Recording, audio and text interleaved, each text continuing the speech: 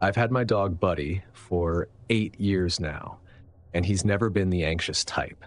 He doesn't bark at the mailman. He doesn't freak out over fireworks. He barely even looks up when I have people over. He's just the kind of dog that minds his business, unless something is really wrong. So, when he started growling at the back door that night, it immediately put me on edge. It was around 11 p.m., and I was stretched out on the couch, watching some old action movie while scrolling through my phone. The fireplace crackled, the wind rattled lightly against the windows, and Buddy was curled up on his dog bed in the corner of the room. At least, he had been. I looked up when I heard the low, rumbling growl. Buddy was standing now, ears pinned back, head slightly lowered. His eyes were locked onto the back door, completely still. I sat up, setting my phone down. "What is it, Bud?" He didn't look at me. He just kept staring. I looked in the direction he was looking, right at the door, expecting to see a raccoon or a stray cat. Nothing. The backyard was dark, the trees swaying against the moonlight. Snow covered the ground, untouched. But Buddy wouldn't stop growling. I grabbed the flashlight from the end table and stood, still kind of convinced it was nothing. The moment I walked toward the door, Buddy's growling got louder. I flipped on the porch light. The backyard flooded with a dim yellow glow, illuminating the patio, the fence line, and the bare trees beyond it. Nothing moved. I cracked the door open slightly, enough to feel the bite of cold air against my face. "Hey," I called out into the night. "Anyone out there?" Silence. I waited, listening. The wind rustled through the trees. A distant car rumbled down a street somewhere. That was it. I shook my head, feeling stupid. "It's fine, Buddy," I muttered, shutting the door. "Probably just a deer or something." But Buddy didn't move from his spot. He didn't sit down, didn't relax. He just kept staring at the door. I should have trusted him. By morning, I had all but forgotten about it. I fed Buddy, drank my coffee, and headed outside to let him do his thing. The sky was overcast, the air thick and biting, with that damp, pre-snow feeling. Buddy trotted out onto the porch. Then he stopped. His body went rigid. His ears flattened against his head. I followed his stare, and dread coiled in my stomach. There were footprints in the snow. Muddy, heavy tracks leading up from the yard, straight to my bedroom window. I forced down a lump in my throat, my body going cold despite the sweatshirt I was wearing. The prints didn't go anywhere else. Whoever made them hadn't gone to the back door, hadn't wandered around. They had walked straight to my window and stopped. I took a step closer. The prints were deep. Whoever it was had been standing there for a while, just watching. Buddy let out a low growl beside me, his tail stiff. I forced myself to take a breath. There had to be an explanation. Maybe it was a neighbor cutting through my yard. Maybe some drunk guy thought he was at the wrong house. Maybe. I grabbed a shovel from the porch and smashed the footprints apart. I didn't want to see them. But that night, Buddy didn't just growl. He whined. And that scared me more than anything. I barely slept. I stayed up late, sitting on the couch with a baseball bat balanced across my lap, TV on low, Buddy curled up beside me. He kept lifting his head every few minutes, staring at the back door, like he was waiting. By 3 a.m., exhaustion won out. I took the bat with me into my bedroom and locked the door. I should have felt safer. I didn't. I woke up a few hours later to the sound of Buddy whining. Not barking, not growling, whining. I blinked groggily, still tangled in my blankets. Then I heard the second noise. A soft tap on the glass. My chest tightened, my stomach churning. I didn't move. Another tap. I knew exactly where it was coming from. My bedroom window. Buddy whimpered again from the other side of the door, scratching at the wood. The air in my room felt wrong. I lay there, barely breathing, listening to the silence stretch on and on. I don't know how long I waited, my body stiff, my fingers curled into the blanket, but eventually the tapping stopped, and I wasn't about to go see why. By morning, my nerves were shot. I threw open my bedroom door, and Buddy nearly knocked me over trying to get inside. He ran straight to the window, sniffing furiously at the frame, his ears pinned back. I swallowed hard. I had to look. Slowly, I pulled back the curtain and peered outside. More footprints, but this time, they didn't just stop at the window. This time, they led back into the woods. Deep, heavy tracks disappearing into the tree line. I stood there gripping the windowsill, my pulse hammering. Whoever had been out there hadn't even tried to come inside. They hadn't broken in, hadn't tried the doors, they had just stood there, watching, for hours, maybe longer. I couldn't just sit there anymore. 2 nights in a row, Buddy had sensed something out there. 2 nights of feeling watched, of hearing noises, of seeing those damn footprints. I decided enough was enough. That night, I kept the lights off and sat in the living room, baseball bat across my lap, Buddy at my feet. I didn't turn on the TV, didn't check my phone, just waited, staring out the window. By 2:30 a.m., Buddy's ears perked up. His body tensed. A minute later, he was growling. Not loud, not barking. Just that low, deep rumble that sent every hair on my body standing up. I had the bat in one hand, my phone in the other, ready to call 911 the second I needed to. I sat in the dark, my pulse steady, eyes locked on the window. I knew they'd be back. And they were. Buddy's growl deepened. His body tensed like a coiled spring. His gaze was locked on the window, but he wasn't looking at the glass. He was looking lower, at the crack under the window frame, at something slipping inside. The smallest, thinnest piece of metal I'd ever seen, sliding through the gap from the outside. My chest tightened. Someone was trying to unlatch my window. I didn't move. I didn't breathe. Just watched.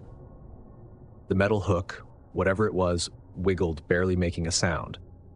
Whoever was holding it had done this before. They were taking their time. Like they knew I was inside. Like they wanted to see if I'd react. I clenched the bat.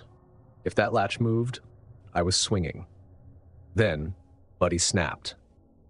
He lunged at the window, barking so viciously it startled even me. Claws scraping against the wood, snarling, teeth bared. The metal hook jerked back immediately. And then, silence. I ran to the back door and slowly I eased it open, stepping barefoot onto the cold wooden deck. Buddy stayed low beside me, his growl still vibrating through his chest. The backyard was empty, or at least it looked empty. Then Buddy lunged forward, snarling. My grip tightened on the bat as my eyes darted to where he was looking. A shadow moved near the tree line. Not an animal, someone tall, standing still, watching.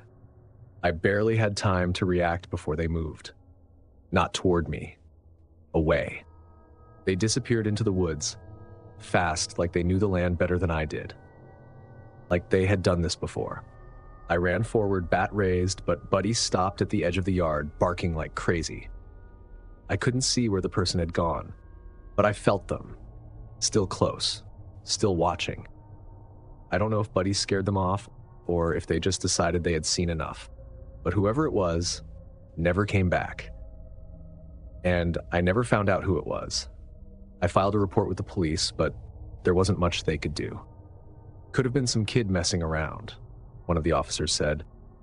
But I knew that wasn't it. I felt it. And I know Buddy felt it too.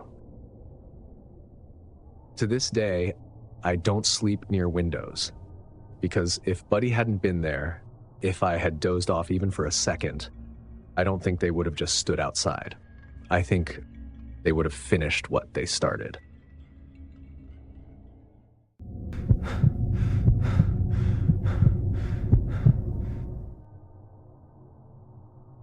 I used to live alone, out on a rural property about 30 minutes outside of Denver. It was quiet, peaceful, just me, my truck, and a workshop out back where I work on cars. The kind of place where nothing ever really happens. Or at least, that's what I thought. I keep a second fridge in my garage, mostly for beer and snacks. At first, I didn't even notice anything missing. A couple of beers here and there, a snack bar or two. I figured I just lost track. Then, one morning, I went out to grab a drink and realized the fridge door was slightly open. Not wide open, swinging in the wind, just barely cracked. And this time, I knew I hadn't left it that way. Still, I shrugged it off. Maybe an animal had nudged it open. It wasn't a big deal. At least that's what I told myself. A week later, more food was gone. Not just beer this time, some of the bottled water, a couple of instant meals, even some old leftovers I had completely forgotten about. That's when I started to feel weird about it. If this were just raccoons or something, they wouldn't be selective about what they took. And if it were a person, well, I'd have bigger problems than a couple of missing beers. So I set up a trail camera facing the garage. I wasn't expecting to see much. Maybe a coyote sniffing around, maybe nothing at all. The next morning, I checked the footage. Then my stomach dropped. I saw him, a man, crawling out of my shed at 2 a.m. I stared at the screen, my chest rising and falling too fast. He was tall, lanky, dressed in layers of old, ragged clothes. He moved slowly, carefully, looking toward the house as he crept across the yard toward the garage. He didn't go inside. He just stood there, staring at the kitchen window, for 10 minutes. Then he turned and slowly backed away into the darkness. I watched the footage over and over, my fingers gripping the phone so hard it hurt. Someone was living in my shed. And not just that. He had been watching me. I didn't sleep that night. I sat up in the living room with my shotgun on my lap, every creak of the house making my pulse jump. By sunrise, I had already called the cops. When they arrived, I led them straight to the shed. They pulled open the door, flashlights cutting through the dark interior, and yeah, he had been living there. A sleeping bag was crumpled in the corner. Empty food wrappers were scattered around. A few bottles of beer, a small pile of random clothes, even a toothbrush. But that wasn't the worst part. The worst part was the notebook. Nestled right next to the sleeping bag, barely visible beneath a worn-out jacket. One of the officers flipped it open. Pages and pages of rambling handwriting, and one name scrawled over and over. My name. The officers skimmed through the pages, their expressions really serious. They handed it to me. For a moment, I just touched the cover, debating for a second before picking it up. The first few pages were just random, messy thoughts, strange, disconnected sentences. Then it got worse. He wrote about my house, my routine, the times I left for work, the times I came home. One entry made my stomach twist. He leaves his bedroom window unlocked sometimes. I stared at the words, my whole body going rigid. The officers told me they'd patrol the area but couldn't do much else. The shed was empty. The guy was long gone, and that was supposed to be the end of it. But it wasn't, because a few nights later, he came back. It was around 2 a.m. when I woke up. At first, I didn't know why. Then I heard it, a creak. Not from outside, from inside the house. I sat up, heart hammering, my hands gripping the sheets. Another creak, this time from the kitchen. I slid out of bed, moving slowly, carefully. I didn't turn on any lights. I grabbed the shotgun from beside my bed and stepped into the hall. The house was dark. I listened. Silence. I made my way toward the kitchen, almost tiptoeing. Then I saw the back door, standing wide open. A gust of cold air blew inside, sending a shiver down my spine. I checked the whole house. every room, every closet, but there was no one there. I locked the doors, turned on every light, and sat awake until morning. The next day, I checked the trail cam. I don't even know why. Maybe I was hoping I'd see nothing. That the door had just blown open on its own, that I had imagined the noise. But when I pulled up the footage, there he was, right outside my garage, staring straight at the camera, and this time he was smiling. I moved 2 months later. The cops never found him. They figured he was some drifter passing through, squatting where he could. But I don't think that's true. I think he had been there for a long time, watching. And even now, when I close my eyes at night, I still see that smile.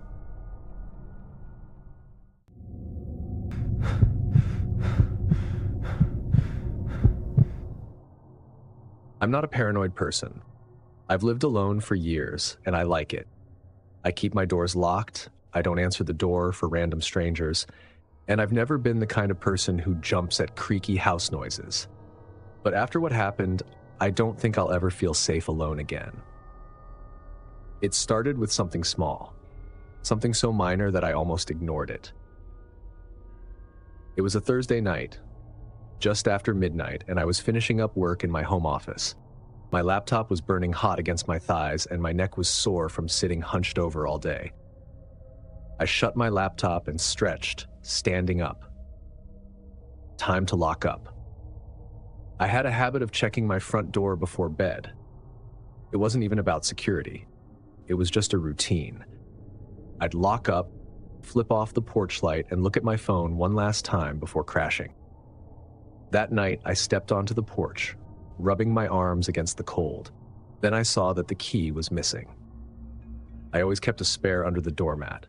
I knew it wasn't the safest spot, but I liked having a backup in case I locked myself out. And yet, when I lifted the mat, it wasn't there. I frowned and crouched down, running my fingers along the rough concrete. Nothing.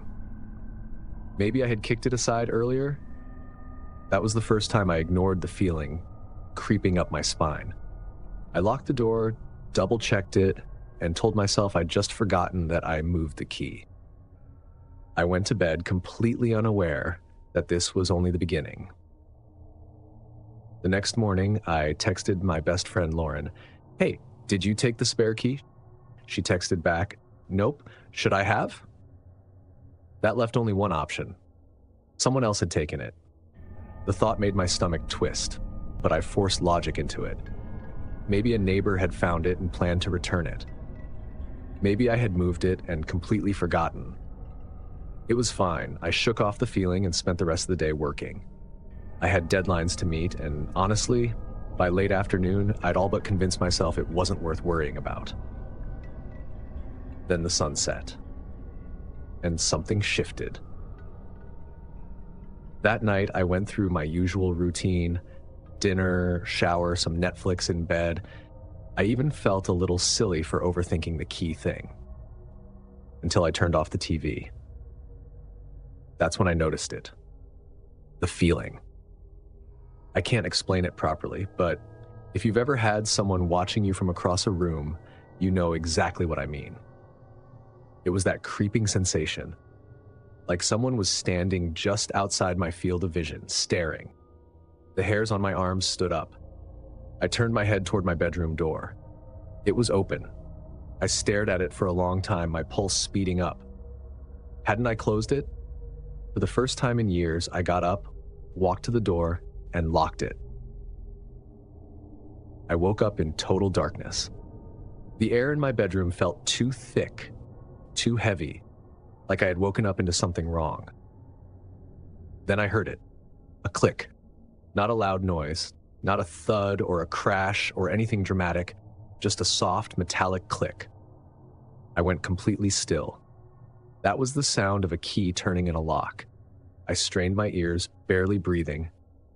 Silence. Then, another noise. A quiet shuffle, the faintest creak of weight pressing into the floorboards. It was coming from outside my bedroom. I turned my head toward my door. Still locked. My pulse pounded as I slowly reached for my phone. I squeezed my eyes shut, listening. Then, under the thin gap at the bottom of the door, a shadow moved. I had to move. I slipped out of bed as quietly as I could, every muscle in my body locked up in terror. The closet. It was the only place to hide. I took slow, measured steps toward it, keeping my eyes locked on the shadow beneath the door. My hands trembled as I eased the closet door open and slipped inside. The house was too quiet.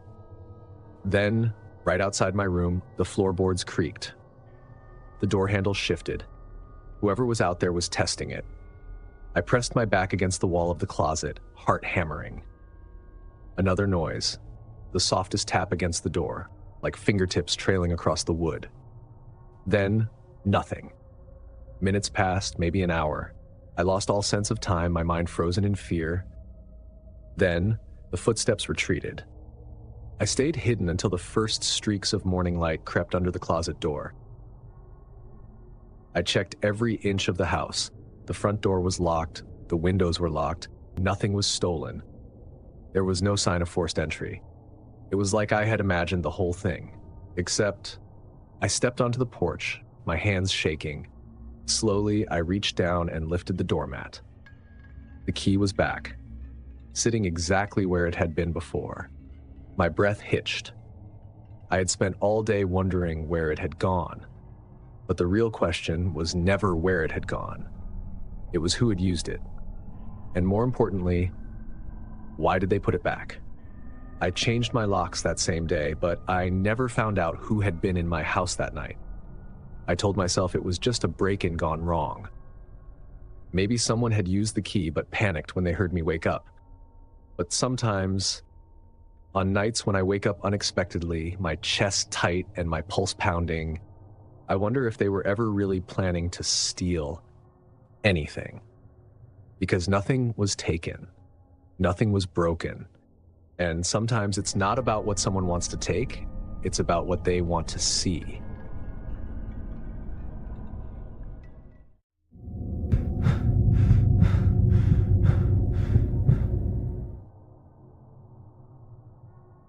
I work from home as an IT technician, and I like my routine. Early mornings, coffee on the porch, quiet nights with a book or a movie. My neighborhood is calm, the kind where people wave but don't pry. I don't get unexpected visitors. So when someone knocked on my door at 3 p.m. on a Wednesday, I was already wary. I set down my coffee and walked to the front door. Through the peephole, I saw a man in a navy blue jumpsuit. Early 40s, thin, clean-shaven. He wasn't familiar. I cracked the door an inch, keeping the chain lock in place. Yeah? The man smiled, but something about it was wrong. Too wide. Too forced. Hey there, sir. I'm with the gas company. We're checking on a potential leak in the area. Need to inspect your pipes inside. That was the first red flag. I didn't move. If there was an issue with the gas line, wouldn't they have called or emailed first? I didn't let my voice give anything away. You got any ID? The man's smile twitched. His posture shifted slightly. Then he gestured vaguely down the street. My truck's just down there. I can grab my badge if you need it. I followed his hand. No truck. The street was empty. I looked back at him. He was still smiling. Too much. Something about the way he stood, the way he avoided eye contact, made my stomach turn. No, thanks, I said, starting to close the door. I'll call the gas company myself if I'm concerned. He didn't step forward, but he didn't step back either. He just stood there, lingering, like he was waiting for me to change my mind. The door clicked shut. I locked it, bolted it. I didn't go back to work. I stayed by the window, watching him. For a few minutes, the man just stood on my porch, hands in his pockets, staring at the door. Then, finally, he walked away. Not toward the street, not toward a truck. He walked around the side of my house. I lost sight of him after that. I waited 10 minutes, then 15. I didn't see him leave. I checked the back door. Still locked. The yard was empty. I kept telling myself it was fine, but deep down I knew something was off. Something about the way he had been too comfortable standing there. Like he wasn't in a hurry. Like he had all the time in the world. That night, I double-checked everything. Windows, locked. Doors, locked. Porch lights, on. I should have felt safe, but I didn't. At 2:47 a.m., I woke up without knowing why. The house was quiet, but then I heard a soft creak. I sat up. Not from inside, from the yard. I climbed out of bed, my heart racing like it was trying to escape my chest. I grabbed the flashlight by my nightstand and crept toward the back door. Something wasn't right. I flicked the light on and aimed it outside. My back gate was wide open. My breath caught. I always locked that gate. And then I saw them. Footprints. Fresh ones. Leading up to my basement door. The door was locked, but someone had been there. I didn't open the door. I didn't even breathe. I just turned off the flashlight, locked the deadbolt, and sat in my kitchen, gripping the handle of a knife until the sun came up. The next morning, I went next door to talk to my neighbor, Mrs. Landry. She was retired, spent most of her time gardening or watching the street from her porch. I figured if anyone saw something, it was her. When I asked if she had noticed a gas worker the day before, she looked like she'd seen a ghost. "I saw him," she said, "but he wasn't a gas worker." I felt my stomach drop. She told me she saw him knocking on 3 other doors before mine. One woman let him in. "What happened?" She frowned. "Not sure. She seemed fine, but I saw her changing her locks the next morning." That meant he had gotten inside at least one house. That's when I called the gas company, and they confirmed my worst fear. They hadn't sent anyone to my neighborhood. I filed a report with the police. They checked the yard, took notes, but never found him. Probably just a scammer, they said, trying to get inside houses and steal valuables. That should have made me feel better, but it didn't, because the guy at my door never pushed, never asked again, never tried to convince me. He just stood there, like he was waiting for something. Weeks passed. I changed my locks. I added cameras. Then, one night, I woke up to a noise inside the house. Not a knock. A soft shuffle, like footsteps. I bolted upright, my breath catching in my throat. My bedroom door was closed, but suddenly it didn't feel like enough. I grabbed my phone, flipped to the security app, and checked the cameras. Front porch, backyard. Then I switched to the indoor camera, the one in my living room, and my stomach clenched. The front door was open. I hadn't heard it unlock. Hadn't heard it swing open, but it was. Wide enough that I could see outside. Wide enough that someone had been there, or was still inside. I didn't move, didn't breathe. I had locked that door before bed, double-checked it. I swiped through the camera feeds, trying to figure out who had opened it, but then it hit me. I hadn't installed memory cards yet. No recordings, no way to check what happened minutes before. Just the live view, meaning whoever had been there, I had just missed them. I gripped the bat I kept beside my bed and slid off the mattress. The floor felt too loud under my feet. I eased open the bedroom door, heart hammering against my ribs. The house was silent, but I could feel it. That thick, heavy feeling, like someone had just been standing in the room with me. I moved down the hall, every nerve in my body screaming. The living room was empty. The door was still cracked open. I don't know how long I stood there, gripping the bat so tightly my fingers ached. I checked the locks 3 times before shutting the door. Then I sat on the couch, back against the wall, and waited for morning. Nothing was stolen. No windows were broken. No forced entry. Just the open door, like someone had walked in, stood there, listened, and left. I changed every lock the next day, installed deadbolts, and bought memory cards for every camera. But I never figured out how the door had opened. I never figured out who had come inside. And that's what keeps me up at night, not knowing if they left or if they're just waiting for the right night to try again.